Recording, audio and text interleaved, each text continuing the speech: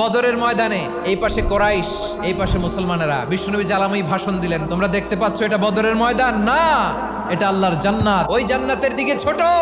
বিশ্বনবীর কথা শোনা মাত্র সাইয়েদনা উমাইর ইবনুল হুমাম বললেন বাখ বাখ, মানে চমৎকার।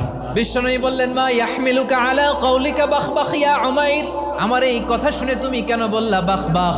ইয়া রাসূলুল্লাহ, আপনার এই কথা শুনে আমি বড্ড খুশি হয়েছি, আর আমি প্রত্যাশা করছি আমি যদি ওই জান্নাতের মালিক হতে পারি তাহলে কতই না ভালো হতো। সুবহানাল্লাহ বলেন। বিশ্বনবী বললেন উমাইর আনতা মিন আহলিহা, তুমি ওই জান্নাতের অধিবাসী, তুমি জান্নাতি। উমাইর চিন্তা করলেন আমি জান্নাতি, নবীর মুখ দিয়ে যখন বেরোইছে ওই জান্নাতে তো আমার ঢুকতেই হবে, কিন্তু হাতে 3টা খেজুর খেয়ে যদি জিহাদের ময়দানে যাই তাহলে জান্নাতে যেতে তো দেরি হয়ে যাবে।